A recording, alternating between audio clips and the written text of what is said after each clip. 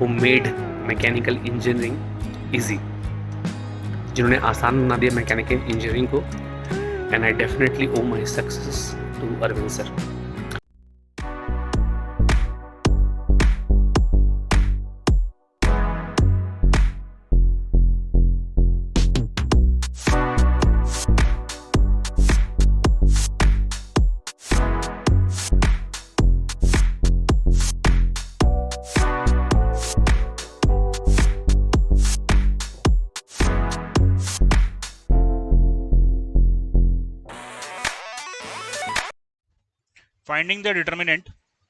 finding the determinant of higher order matrix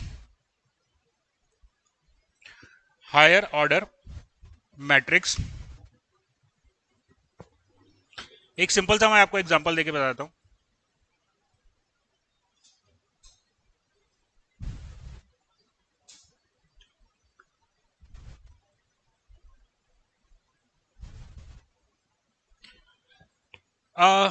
suppose मेरे पास एक matrix है 2 4 1 3 6 1 2 4 1 2 5 3 1 6 7 1. अब मेरे को इसका डिटर्मिनेंट निकालना है. कितना टाइम लगेगा?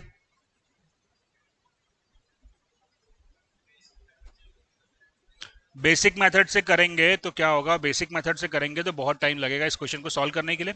क्योंकि अगर मान लो मैं अभी क्या करूंगा, मैं 2 multiplied by the cofactor of 2, तो कोफैक्टर ऑफ 2 निकालने के लिए मेरे को 3/3 मैट्रिक्स सॉल्व करनी पड़ेगी.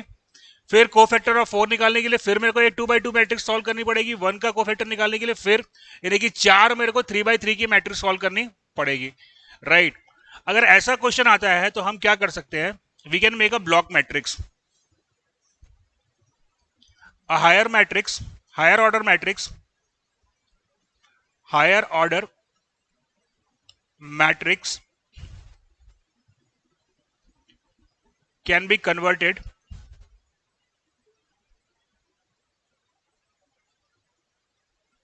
in a block matrix.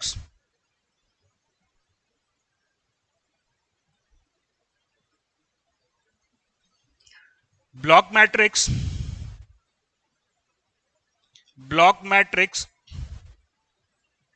is the matrix of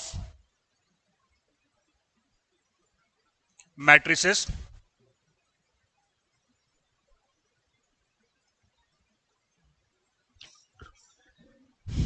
दोस्तों ये एक 4/4 की मैट्रिक्स है. 4/4 की मैट्रिक्स हो या 6/6 की मैट्रिक्स हो, इसको अगर मेरे को सॉल्व करना है तो मेरे को इसको ब्लॉक मैट्रिक्स में कन्वर्ट करना पड़ेगा. ब्लॉक मैट्रिक्स क्या है? It is the matrix of matrices. Correct है. इसका मतलब यह हुआ कि ये जो नंबर्स दिए हैं इनको मैं सर्टेन नंबर को मिला के एक मैट्रिक्स बनाऊंगा. चलो पहले अपन पॉइंट्स लिख लेते हैं, उसके बाद फिर अपन समझने की कोशिश करेंगे. Rules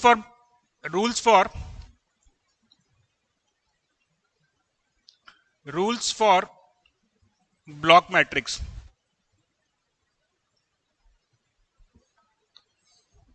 Rules for block matrix. First, a block matrix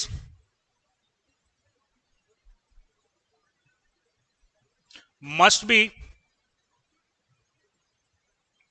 a square one. A block matrix must be a square one. And second, all the diagonal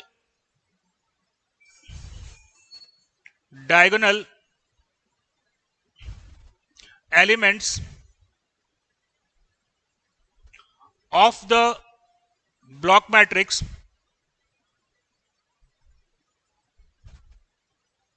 must be square.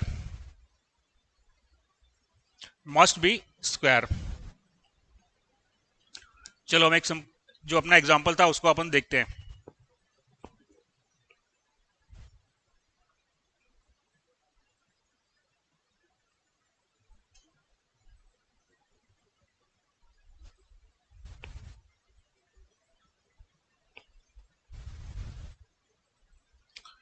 यहां पे जो नंबर्स दिए हुए हैं, यहां पे जो नंबर्स दिए हुए हैं उनको मुझे, यहां पे जो नंबर्स दिए हुए हैं उन्हें मुझे कन्वर्ट करना है, कुछ नंबर्स को लेके एक मैट्रिक्स फॉर्म करनी है। तो चलिए देखते हैं, मैं इसको कन्वर्ट कर देता हूं। ये जो 4x4 की मैट्रिक्स है इसको मैं कन्वर्ट कर लिया एक 4x1 की मैट्रिक्स में, दूसरा 4x2 की मैट्रिक्स में, और तीसरा 4x1 की मैट्रिक्स में। क्या मैंने सही ब्लॉक मैट्रिक्स बनाई है? क्यों नहीं है? क्योंकि पहली बात, अगर ये मैट्रिक्स को मैं ब्लॉक मैट्रिक्स में कन्वर्ट करता हूं तो ये मैट्रिक्स ए हो गई, ये मैट्रिक्स बी हुई, और ये मैट्रिक्स सी हुई। इसको अगर मैं ब्लॉक मैट्रिक्स में लिखूंगा तो मैं लिखूंगा ए बी सी, राइट। अब जो नई मैट्रिक्स बनी है ए बी सी, क्या ये ब्लॉक मैट्रिक्स है? क्या ये ब्लॉक मैट्रिक्स है? सॉरी, क्या ये स्क्वायर मैट्रिक्स है? ये स्क्वायर मैट्रिक्स नहीं है, तो ये जो डिवीजन मैंने किया है वो पहली बात यहां पे गलत हो गया। और दूसरा कंडीशन ये था कि जो डायगोनल एलिमेंट्स आने चाहिए, देखो एक ब्लॉक मैट्रिक्स क्या है? It is the matrix of सब मैट्रिक्सेस, और जितने सब मैट्रिक्स होंगे वो सब स्क्वायर वन होने चाहिए। जितने सब मैट्रिक्स होंगे वो सब स्क्वायर वन होने चाहिए? नहीं, ब्लॉक मैट्रिक्स स्क्वायर होनी चाहिए। और इसके अलावा जो डायगोनल एलिमेंट्स हैं वो स्क्वायर मैट्रिक्स होना जरूरी है। बस दो नियम है, एक तो जो आप मैट्रिक्स बना रहे हो वो स्क्वायर वन होना चाहिए, राइट, और उसके जो उस मैट्रिक्स में जो डायगोनल एलिमेंट्स आ रहे हैं वो डायगोनल एलिमेंट्स नेसेसरली स्क्वायर होने चाहिए। जो एलिमेंट्स डायगोनल नहीं है वो अगर नॉन स्क्वायर भी हैं, रेक्टेंगुलर भी हैं, तो कोई समस्या नहीं है, राइट। चलिए, तो सही मैट्रिक्स, इसका डिवीजन कैसे कर सकते हैं अपन?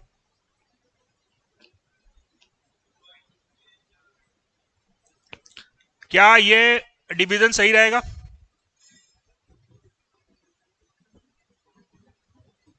ये मैट्रिक्स ए, ये मैट्रिक्स बी, ये मैट्रिक्स सी, और ये मैट्रिक्स डी।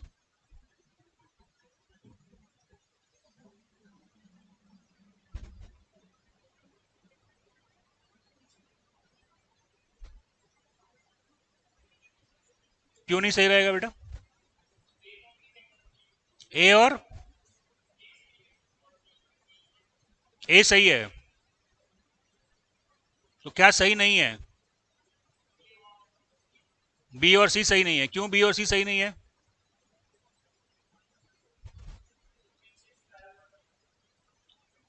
तो बी और सी डायगोनल आ रहा है क्या?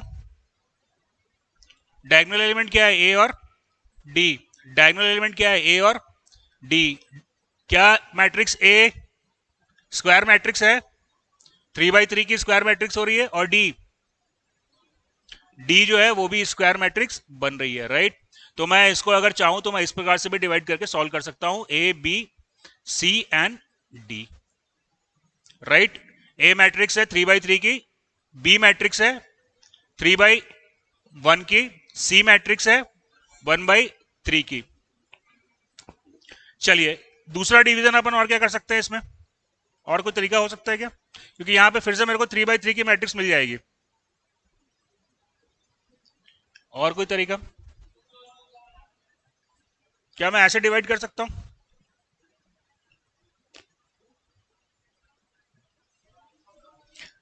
ऐसे डिवाइड कर सकता हूं।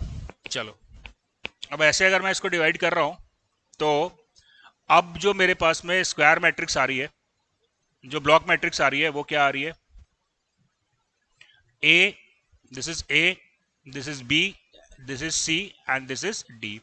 तो ए बी सी डी, इसको मैट्रिक्स में एम मान लेता हूं। तो ये एनालॉगस हो गया मैट्रिक्स एम के, करेक्ट है। या तो आप इस मैट्रिक्स एम का डिटर्मिनेंट निकाल लो, या आप इस मैट्रिक्स एम का डिटर्मिनेंट निकाल लो, both will give you the same answer.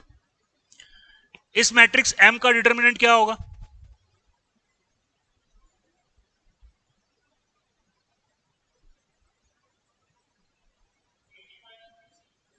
Determinant of, ठीक है, determinant of A D minus B सी।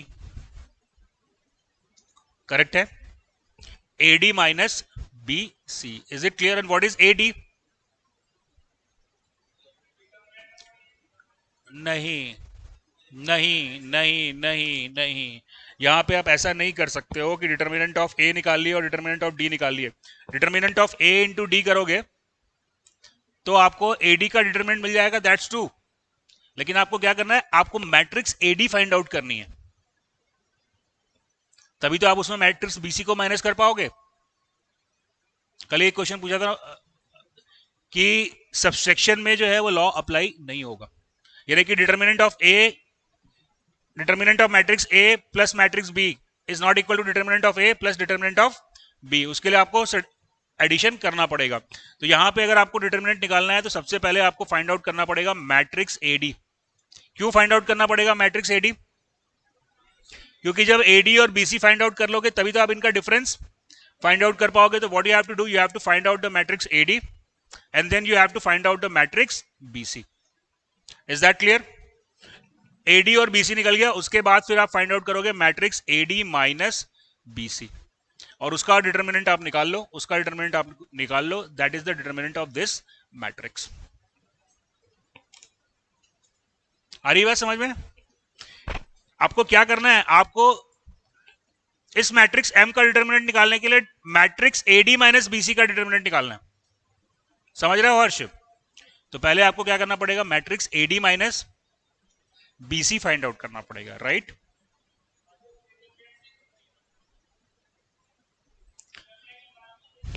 क्या बोल रहे हो तुम? ए का डिटर्मिनेंट निकाल लिए, डी का डिटर्मिनेंट निकाल लिए, ठीक है, फिर बी का निकाल लिए और सी का निकाल लिए, नहीं बनेगा उससे. तुमको तुमको एडी माइनस बीसी मैट्रिक्स पहले फाइंड आउट करनी पड़ेगी. हाँ, मैट्रिक्स बनाना पड़ेगा एडी माइनस बीसी, मैट्रिक्स बनाना पड़ेगा. उसके बाद वो जो मैट्रिक्स आएगी एडी माइनस बीसी, इसका तुमको डिटर्मिनेंट फाइंड आउट करना है, राइट? देखो ए क्या है, 2x2 की मैट्रिक्स है, डी क्या है, 2x2 की मैट्रिक्स है, तो एडी क्या आएगी, 2x2 की मैट्रिक्स. सिमिलरली बीसी जो है वो भी एक 2x2 की मैट्रिक्स आएगी, दोनों को आप माइनस करोगे, राइट? दोनों को आप माइनस करोगे, that will be a 2x2 matrix और उसका जो डिटर्मिनेंट होगा वो इस मैट्रिक्स का डिटर्मिनेंट होगा. This point is clear everybody? So let's try to find out its determinant.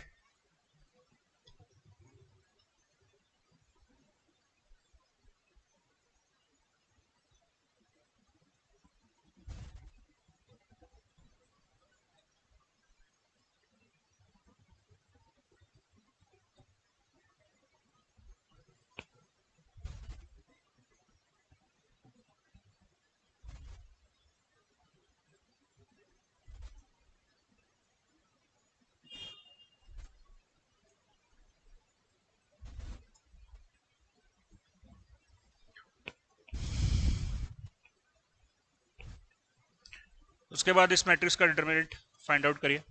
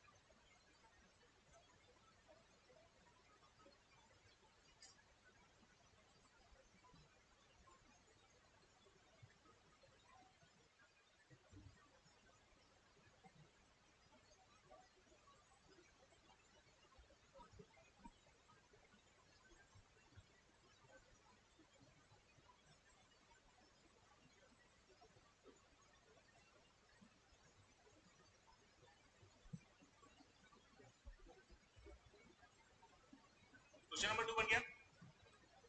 क्या आंसर है 2 का? कैसे बनाया?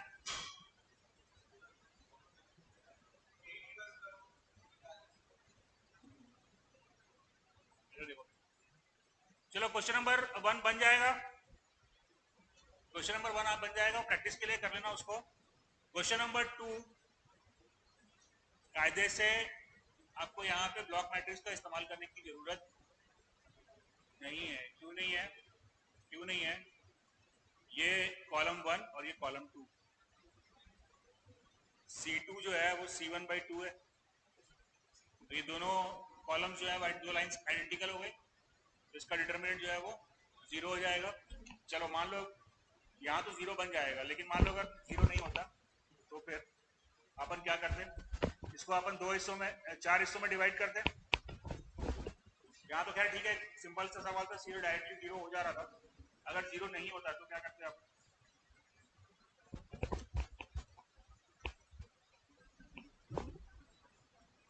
इसको 4 हिस्सों में डिवाइड करते, ठीक है। क्या बनता? Matrix A B C D, right, ये है आपका matrix C। Um matrix C क्या है? Matrix C is a null matrix. ये जो है वो एक नल मैट्रिक्स है, तो C की जगह मैं क्या लिख दूंगा? A B 0 D, करेक्ट है। अब डिटर्मिनेंट क्या होता है? Determinant is determinant of AD minus AD minus BC, AD minus BC, is that clear? And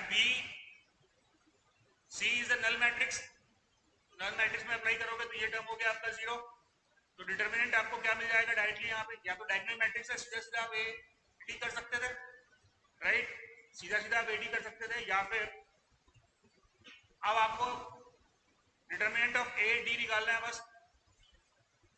तो AD का डिटर्मिनेंट निकालने के लिए आप बताओ हर्ष, AD का डिटर्मिनेंट निकालने के लिए मेरे को मैट्रिक्स AD निकालने की जरूरत है कि नहीं?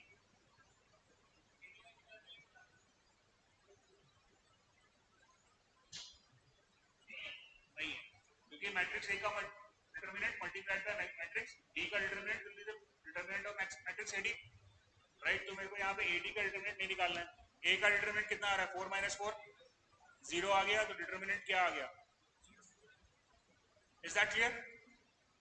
चलिए,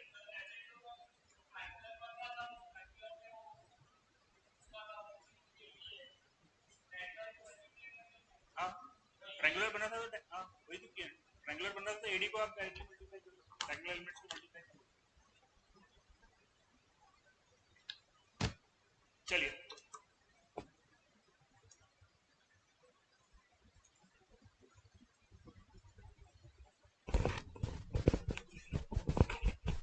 rank of the matrix,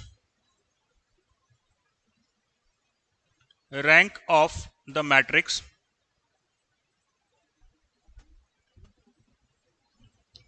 represents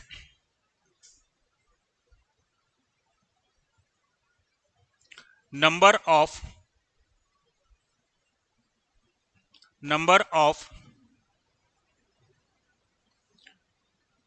independent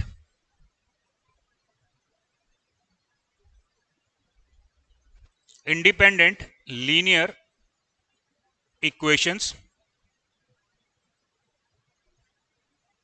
number of independent linear equations, or it is equal to the number of non-zero row, number of non-zero rows.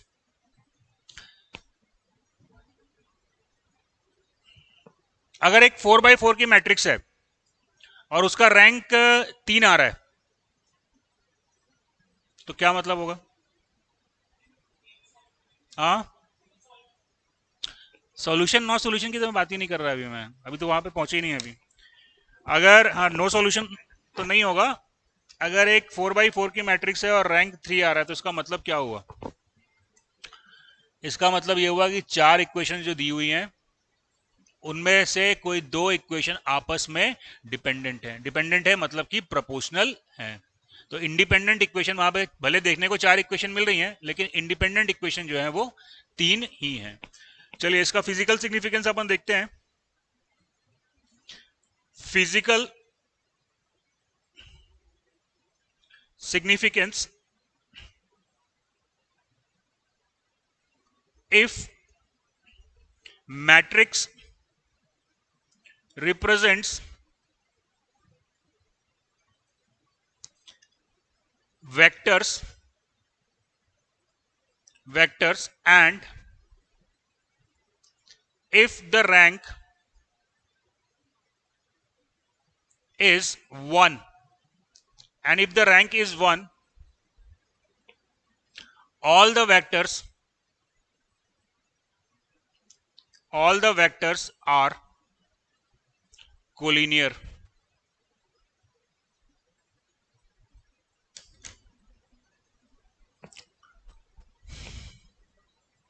देखो एक तो हम ये समझ सकते हैं कि मान लो एक 4x4 की मैट्रिक्स है और उसका रैंक 1 आ रहा है, मतलब उसका रैंक 1 में आया, मतलब 2 इक्वेशन नहीं है भैया, रैंक 1 आया मतलब सिर्फ एक ही इक्वेशन है, सिर्फ एक ही इक्वेशन है। या हम दूसरे शब्दों में ये कह सकते हैं कि अगर 4x4 की मैट्रिक्स है और रैंक 1 आ रहा है तो बेसिकली वहां पे सिर्फ एक ही वेक्टर है, बाकी जो वेक्टर होंगे वो सब उसी के डायरेक्शन में होंगे, बाकी सारे वेक्टर्स जो होंगे वो सेम डायरेक्शन में होंगे। All the vectors are collinear. If the rank is 2,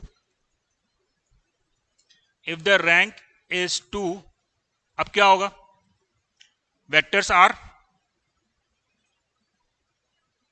1 था तो वेक्टर्स कोलिनियर थे, 2 होगा तो वेक्टर्स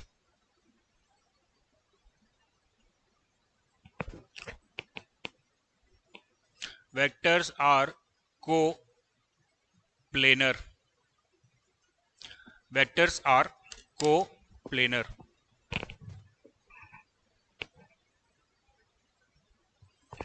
अगर रैंक 3 आ रहा है तो इट मींस कि vectors are placed in 3 dimensions.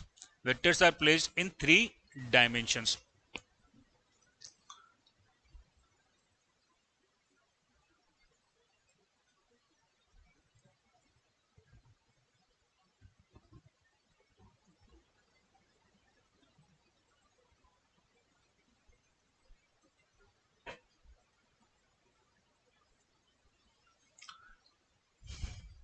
Sorry, the next point is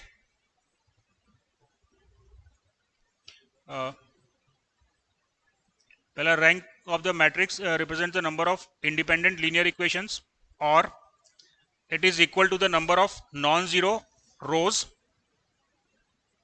equal to the number of non-zero rows, or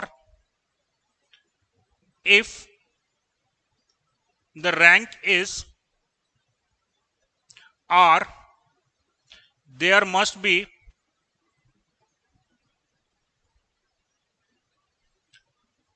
a submatrix of order R which has non-zero determinant।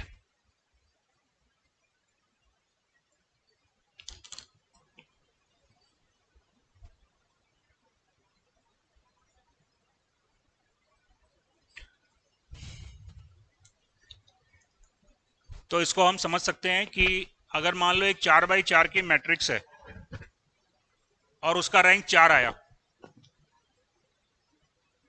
अरे चलो मान लो 4x4 की matrix है और उसका rank 3 आया, ठीक है। What will be the determinant of 4x4 matrix?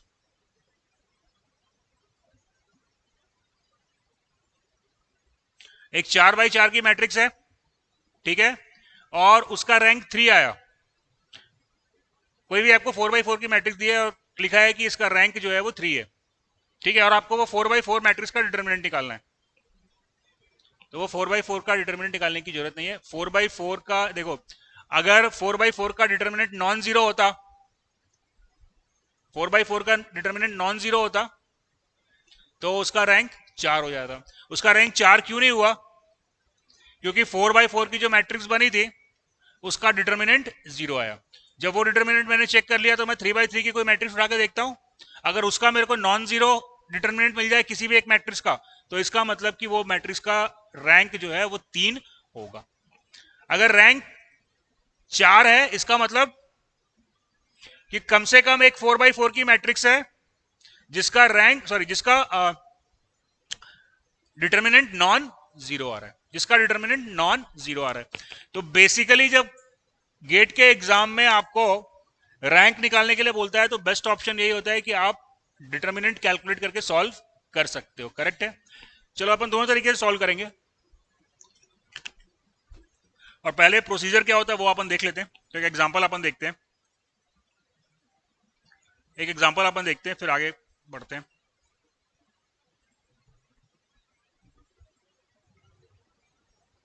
अच्छा, कुछ प्रॉपर्टीज भी है ना।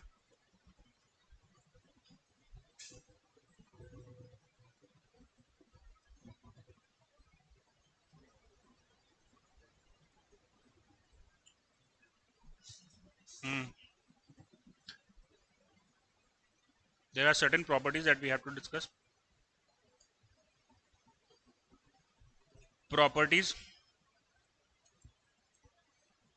रैंक को हम ए से रो से रिप्रेजेंट करते हैं। Rank of A is equal to the rank of A transpose, यानी कि ट्रांसपोज करने से रैंक पे कोई चेंज नहीं होता है।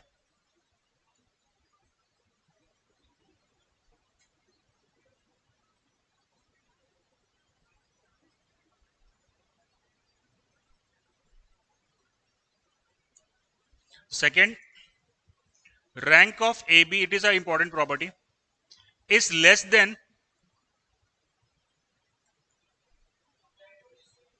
हाँ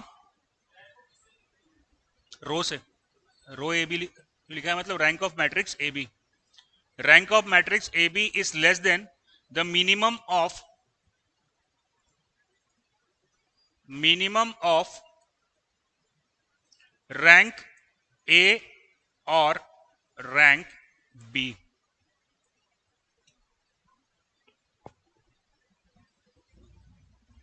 ये एक इंपॉर्टेंट कॉन्सेप्ट है, ध्यान में रखिएगा।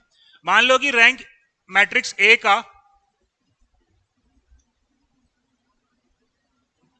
और इक्वल टू होगा, मेरे ख्याल से, एक मिनट ना, इट इज लेस देन और इक्वल टू होगा, हाँ ठीक है, लेस देन और इक्वल टू कर लीजिए इसको। Less than row A B is less than और equal to the minimum of row A और रो बी। मान लो एक मैट्रिक्स ए आपको दी है, उसका रैंक आपको 4 दिया है, करेक्ट है, और एक मैट्रिक्स आपको बी दी है जिसका रैंक आपको 2 दिया है, राइट। आपसे पूछा है find out the rank A B, और ऑप्शन आपको दिया है 1 2 3 एंड 4। ए या बी हो सकता है, सी और डी नहीं हो सकता, क्योंकि ए और बी में मिनिमम रैंक कितनी आ रही है, 2। तो ए बी की रैंक जो आएगी वो इसके मिनिमम के बराबर या उससे कम होगी। तो ए बी का जो रैंक होगा वो या तो ए 1 हो सकता है या फिर 2 हो सकता है। Is that clear? चलिए next,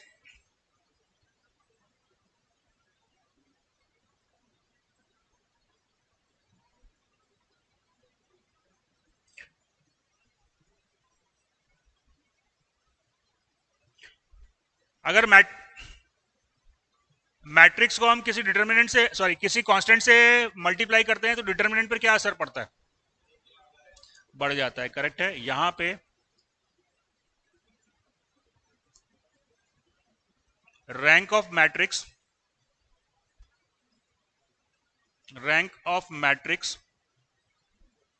does not change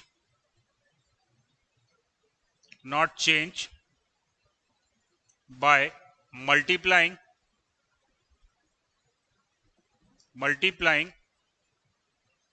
any row or whole matrix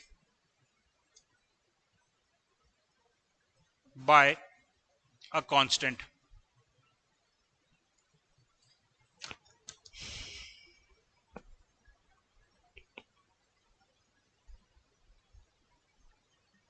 ठीक है बच्चों, अगर आप मैट्रिक्स की किसी रो को किसी कांस्टेंट से मल्टीप्लाई कर देते हो तो डिटर्मिनेंट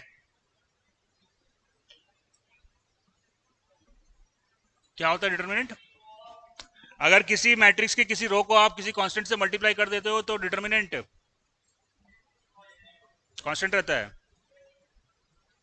अरे यार कैसे करता है मेरे भाई, किसी रो को अगर आप एक कांस्टेंट से मल्टीप्लाई कर देते हो तो डिटर्मिनेंट पर क्या असर पड़ेगा? वो मल्टीप्लाइड बाय द कांस्टेंट हो जाएगा डिटर्मिनेंट, करेक्ट है। लेकिन अगर आप किसी कांस्टेंट से किसी रो को मल्टीप्लाई कर रहे हो तो रैंक पे कोई फर्क नहीं पड़ेगा, और यदि आप पूरे मैट्रिक्स को भी किसी कांस्टेंट से मल्टीप्लाई कर दो तब भी रैंक पे कोई असर नहीं पड़ेगा और ना ही रैंक चेंज होगी। Rank does not change,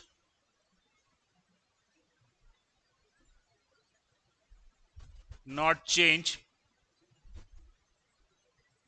by row और कॉलम, रो और कॉलम ऑपरेशन, रो और कॉलम ऑपरेशन। ठीक है बच्चों, चलिए तो अभी सिंपल सा अपन एक एग्जांपल देखते हैं।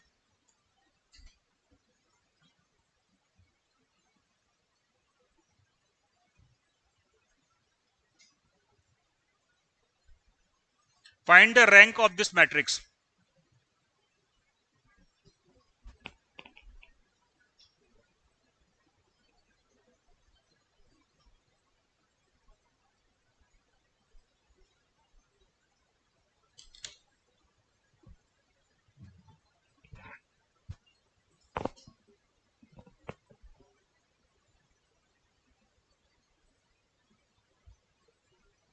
Find the rank of this matrix, निकालो भाई। हाँ, कैसे 2 आएगा?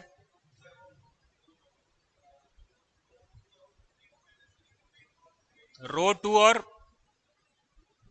R2 माइनस R3 कर दिया, R3 माइनस R2 कर दिया, R3 माइनस R2 कर दिया तो यहां पे क्या आ जाएगा? कैसे 0 0 0 आ जाएगा भाई?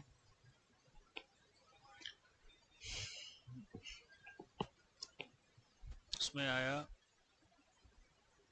3 3 3 आ जाएगा। और ठीक है, अगर आप इधर देखो आ जाएगा, अगर आप यहां पे कर देते हो R2 minus R1, R2 minus R1, ठीक है, तो जो नई मैट्रिक्स आई R2 माइनस R1 आपने कर दिया 1 2 3, R2 माइनस R1 कर दिया, राइट। तो यहां पे क्या आएगा? 3 3 एंड 3, राइट। अगर आपने R3 माइनस R2 कर दिया तो अगेन आपको क्या मिल गया? 3 3 एंड 3, तो 2 लाइन कॉमन हो गई, तो इसका 3/3 का डिटर्मिनेंट क्या हुआ? 3 क्रॉस 3 का डिटर्मिनेंट आया 0। तो इसका मतलब ये हुआ कि रैंक 3 नहीं होगी, rank is not equal to 3। ये क्लियर हो गया? Yes no? अब रैंक क्या हो सकती है? या तो 2 होगी या 1 होगी या 0 होगी। तो रैंक 0 नहीं होगी ना बेटा, क्योंकि अगर 0 होती तो कोई भी 1/1 का मैट्रिक्स भी मेरे को नॉन 0 नहीं मिलता। तो यहां तो मेरे को नॉन 0 1/1 की मैट्रिक्स मिल रही है ना, तो अब क्या रैंक बचा? या तो इसका रैंक अब 1 होगा या 2 होगा, ठीक है। तो एक काम करते हैं अपन, 3 नहीं है ये तो क्लियर हो गया, क्योंकि 3/3 का डिटर्मिनेंट 3/3 का डिटर्मिनेंट 0 हो गया। अब ये 2/2 का एक मैट्रिक्स में ले लेता हूं, तो क्या हुआ? 5 माइनस 8 इक्वल टू कितना आ गया? -3। ये कौन सी मैट्रिक्स थी? 2/2 की मैट्रिक्स थी, तो 2/2 की मैट्रिक्स मेरे को नॉन जीरो मिली, नॉन जीरो मिल गई ना। तो आगे क्या करें अब? 2/2 की मैट्रिक्स मेरे को मिली ना नॉन जीरो, अब आगे क्या करें? अरे यही तो हो गया ना भाई, नॉन जीरो मिल गया ना तुमको, एक नॉन जीरो मिल गया, तो rank of this matrix is equals to 2 हो जाएगा। ठीक है बच्चों, ये एक तरीका हुआ क्वेश्चन को सॉल्व करने का। ये एक तरीका हुआ क्वेश्चन को सॉल्व करने का कि डिटर्मिनेंट निकाल के आप सॉल्व कर सकते हो। और दूसरा तरीका मैं आपको बता देता हूं, 1 2 3 4 5 6 7 8 9, ये मैट्रिक्स है। ठीक है बच्चों, अब आपको करना क्या है कि 1 के नीचे, अच्छा मान लो अगर यहां 1 की जगह 3 होता, अगर मान लो फर्स्ट रो में, सुनो ध्यान से सुनना मेरी बात को, अगर फर्स्ट रो में 3 लिखा होता या 1/2 लिखा होता, अगर 3 लिखा होता तो मैं फर्स्ट रो को 3 से डिवाइड कर देता, क्योंकि किसी रो को डिवाइड करने से रैंक पे कोई असर नहीं पड़ता है। तो मेरे को यहां पे पहला नंबर जो है वो 1 चाहिए, पहला नंबर ये 1 चाहिए। 1 ला सकते हैं अपन, अगर 1/2 लिखा होगा तो फर्स्ट रो को हम 2 से मल्टीप्लाई कर देंगे, इज दैट क्लियर। 4 लिखा होगा तो 4 से डिवाइड कर देंगे, मतलब ये नंबर मेरे को 1 चाहिए, करेक्ट है। अब इस 1 के नीचे मेरे को इन दोनों रो पे 0 चाहिए, तो क्या ऑपरेशन परफॉर्म होगा, 1 2 3, अब रो को मैं मल्टीप्लाई करूंगा 4 टाइम्स, तो हाँ R2 minus, sorry R2 minus 4R1 क्या आया यहां पे 0, यहां पे क्या हो गया 5, कितना आया, कितना किया अपन 4 से मल्टीप्लाई किया ना, तो यहां पे हो गया 4 8 और 12, है ना, तो ये हो गया -8 का -5, -3 आएगा ना, -3 और -6, राइट। इसके बाद अब क्या करना है मेरे को, यहां पे 0 चाहिए, तो क्या करेंगे अपन, रो 7 से मल्टीप्लाई कर देंगे, 7 से मल्टीप्लाई कर देंगे, तो 7 से करें तो क्या हुआ 7 14 21, नीचे क्या आया 0 माइनस कितना आया 14 माइनस 8 -6 और -12 आ गया, is that clear.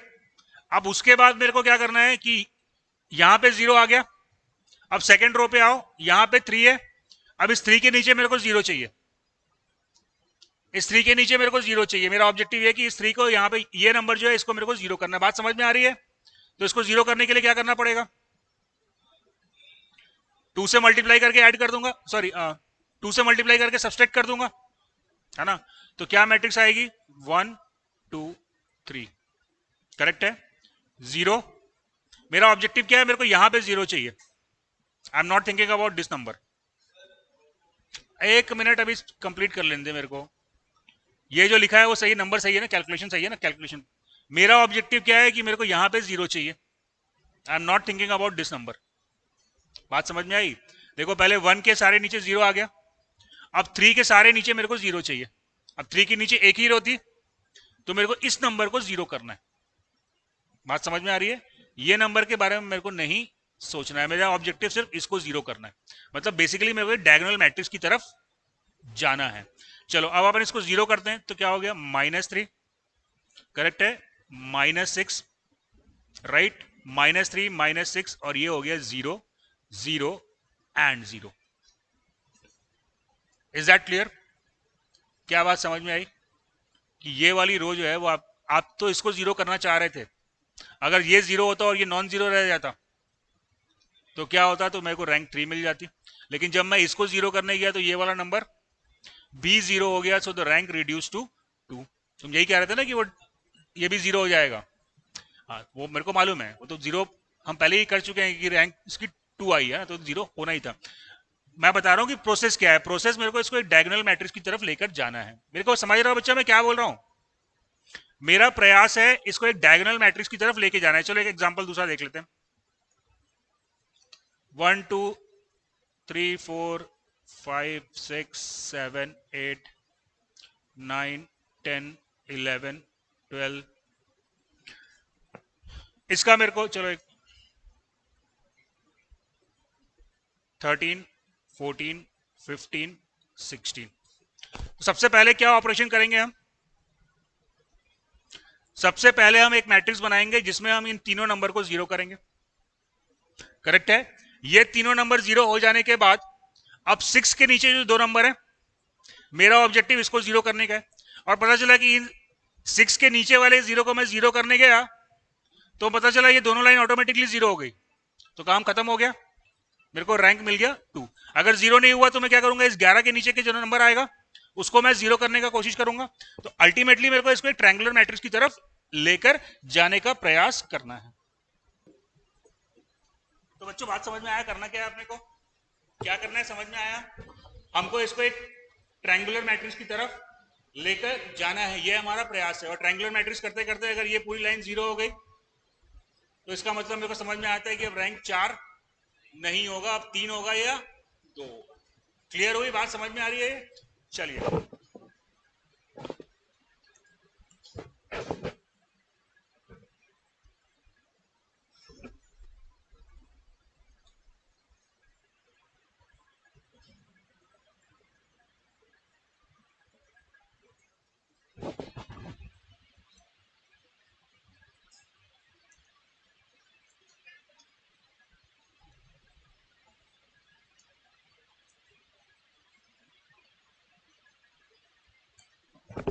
the rank of matrix m cross n matrix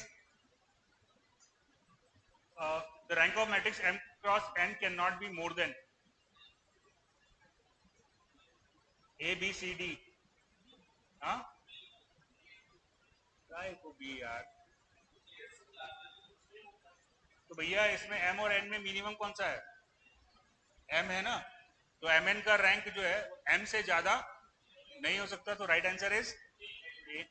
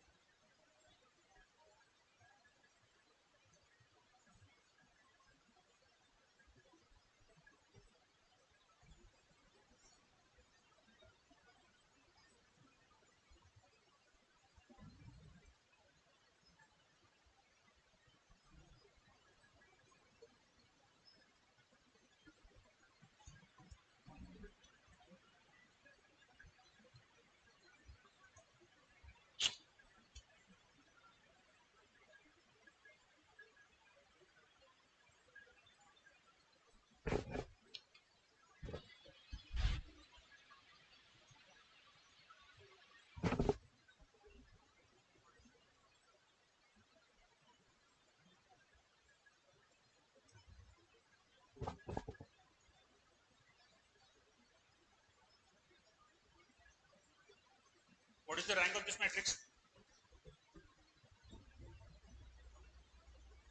कैसे, वन रो 1 और रो 3 आइडेंटिकल है तो इट कैन नॉट बी 3।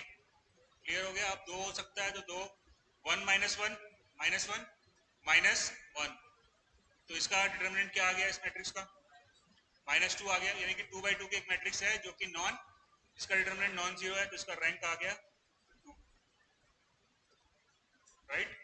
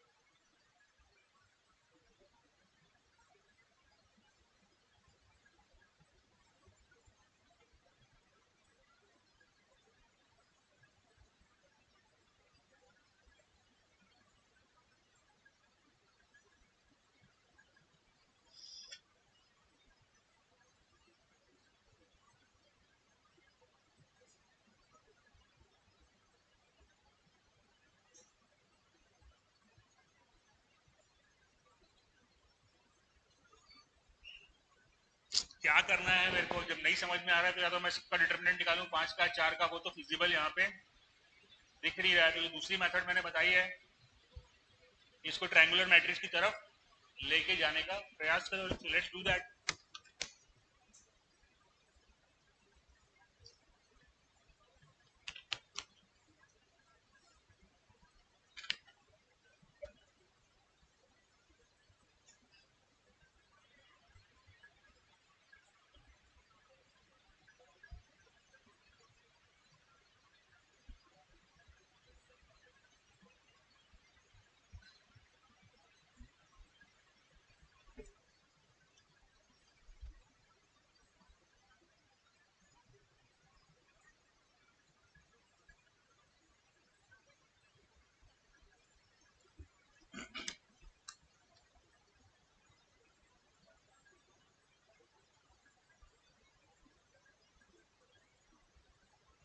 देखो बन गया।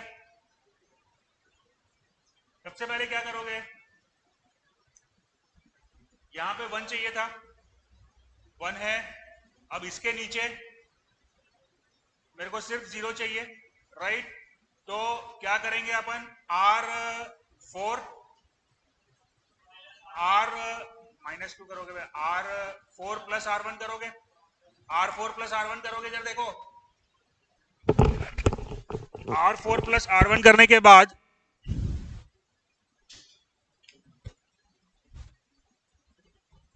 R4 प्लस R1 करने के बाद जो मेरे को मैट्रिक्स मिल रही है वो मेरे को मिल रही है -1 -1 0 0 0।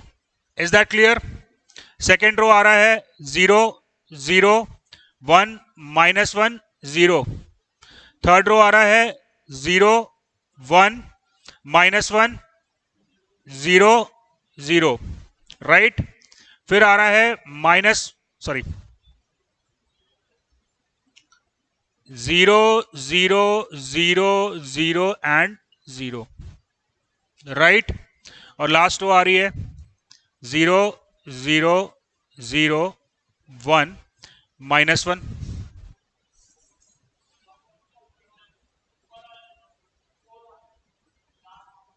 4 वाले में अच्छा यहाँ पे 1 आ रहा है, ओके।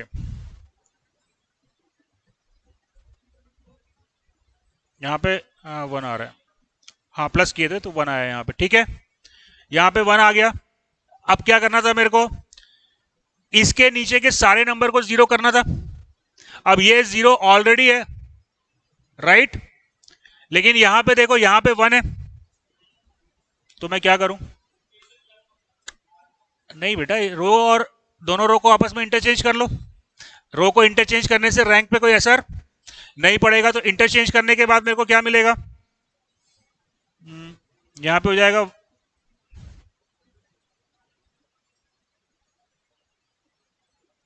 यहां पे आ जाएगा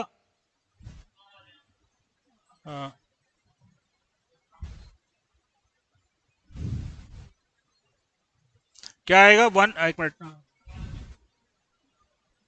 1 -1 0। हाँ बोलो,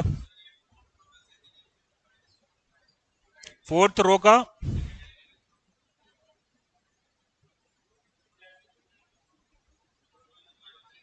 हाँ -1 आएगा, ठीक है ना। इसमें ये -1 आ गया यहाँ पे। रो 2 और रो 3 को मैं इंटरचेंज कर रहा हूँ, -1 आया था ना यहाँ पे, तो ये हो गया 0 1 -1 0 0, और ये आएगा 0 0 0 0 1 -1 आएगा, 1 -1 आएगा ना, 1 -1। Is that clear? ठीक बात है ये। अब क्या करना है मेरे को, ये -1 को 0 करना है। तो क्या करेंगे, दोनों रो को ऐड कर देंगे। ऐड करने पे क्या मिलेगा मेरे को, ऐड कर दिया तो क्या मिलेगा मेरे को, यहां पे आएगा 0, यहां पे आया क्या 0 है ना, यहां पे आया -1, यही आएगा ना, 0 और 1, राइट। अब क्या करना है मेरे को,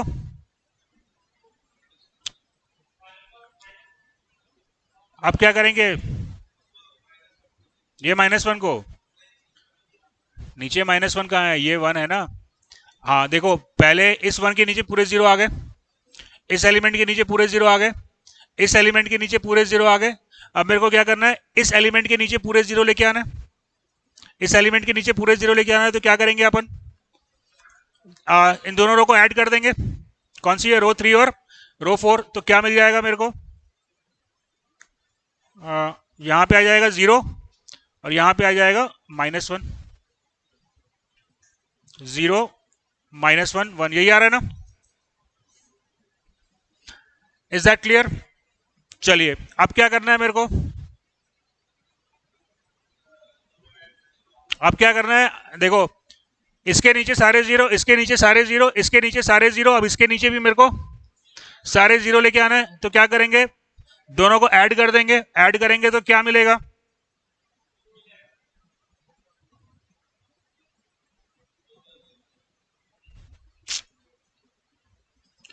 ऐड कर दिया तो क्या आ गया, 0 एंड 0। अब क्या करेंगे,